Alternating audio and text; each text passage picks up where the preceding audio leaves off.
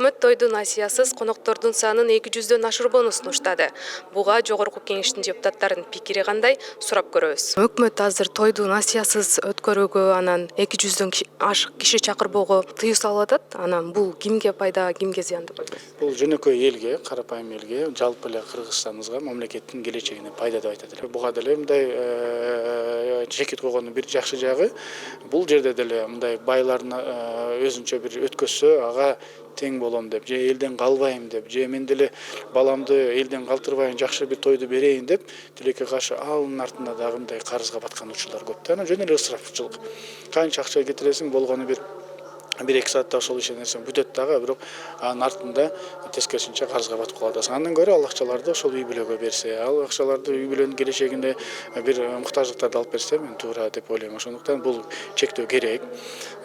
Бара бул бир жагы болсо, экинчи жагы байлар андан да өтөр керек болсо 3-4 күнгө чейин, той кылганга чейин барып атышат. Акырын карасаңыз уже мурдагыдай бир 7 күн, 10 күнгө чейин барганга даяр да. Анын эмне кереги бар? Мен ойлойм, ошон үчүн андай нерселерди биз токтотушубуз керек. Эми бизде баягы той менен жанагындай жакшы мааракелер болгондо адам сүйүнгөнүнөн өткөрөт да, бирок ал өздөрү билет. Мен ага каршы эмесмин. Мисалы үчүн мажбурлап өткөзбө дегенден да алысмын.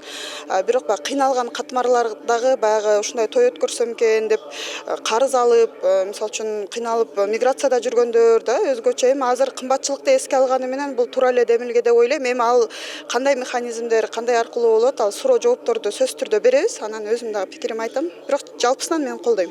Бул чындыгында коомдо бир көйгөйлүү маселелердин бири деп эсептесе болот. Ошондуктан чындыгында бул эми Кыргызда бар болгон нерсе, той, аш деген ар бир үй бүлөдө болот. Ар бир үй бүлө эңсейт дагы, өзүнүн мүмкүнчүлүгүнө карата өткөзөт.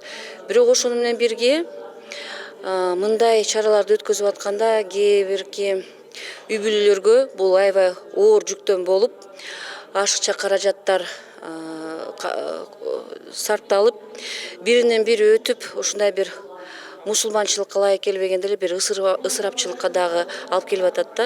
Ошондуктан ошону бир жөнгө салуу максатында өкмөт тарабынан дагы ушундай жобо сунушталып атат. Эми бул жерде ача пикирлер көп болуп болуш керек. Анткени деген колунда бар адам колунда жок адамга менин колуман мынча келет, сенин колуңдан мындай жасатпаш керек деген да бир ой пикир жаралышы мүмкүн. Ошондуктан ар бир адам негизи өзү чечиш керек, бирок ошол эле учурда айылдардан мага да кайрылган жаралымдар болгон. Ошону чектеп коюңуздарчы. Бирибизге атаандашып атып, бирибизден мен кем эмесмин деп атып, аябай ысырапкорчулуктан башка дагы карызга, кредитке батып кетип атабыз деген да мындай чоң көйгөй бар экенин айтып атышат да. 200 кишиден ашырбоо бул мен бул талкууга кошулам. Анан ошондой эле түштөндүрүү дагы көп ысырапчылыкка алып келип атат. Угуп атабыз, азыр койдон эмес эле тайлардан да аябай көп союп башташты. Бул деле чоң ысырапкорчулук. Мыйзам киргизебиз буюрса ысырапкорчулук боюнча. Анан ал боюнча дагы долбоор даярдалып атат. Буюрса аны дагы мыйзам чегинде алып чыкканга аракет кылабыз.